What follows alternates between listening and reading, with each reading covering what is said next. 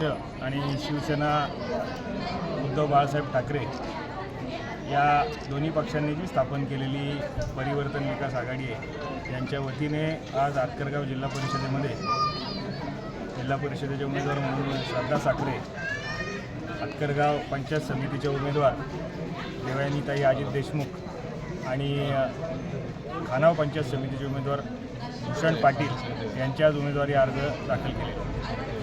उद्या सावरोली जिल्हा परिषदचे उमेदवार जे दोन्ही पंचायत समितीचे त्यांच्यासोबत अर्ज दाखल करतील आणि दोन्ही पक्षांच्या वतीने नेते कर्जत आणि खालापूरचे जे नेते हे उपस्थित राहतील। आज आदरणीय अनिकेत भाई इथे आले होते आणि शिवसेनेचे उपजिल्हा प्रमुख माननीय नितीनजी सावंत या आणि तालुक्याचे अध्यक्ष राष्ट्रवादीचे संतोषजी बैलमारे आणि शिवसेना उद्धव बाळासाहेब ठाकरे पक्षाचे तालुका प्रमुख माननीय एकनाथजी पिंगळे या सर्वांच्या उपस्थितीत अर्ज दाखल केले।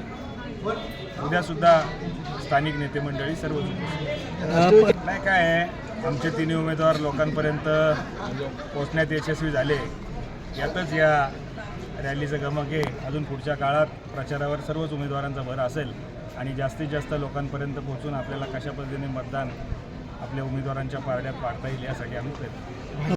ही चर्चा असते कुठल्या पक्षाशी युती करायची आणि कुठल्या नाही करायची, हा वरिष्ठ पातळीवर झालेला निर्णय आहे। परंतु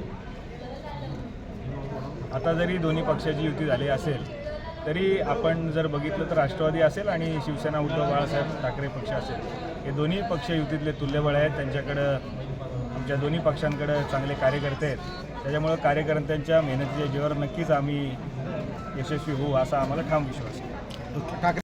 आणि राष्ट्रवादी काँग्रेस पक्षाची दोन्ही पक्षाचे कार्यकर्ते जर एकत्रित या निवडणुकीच्या पुढच्या काही काळामध्ये प्रचारात एकत्रित आले आणि त्यांनी सर्वच या प्रक्रियेमध्ये मोठ्या प्रमाणावर सहभाग घेतला तर मोठं यश या परिवर्तन विकास आघाडीला मिळेल असा मला ठाम विश्वास आहे।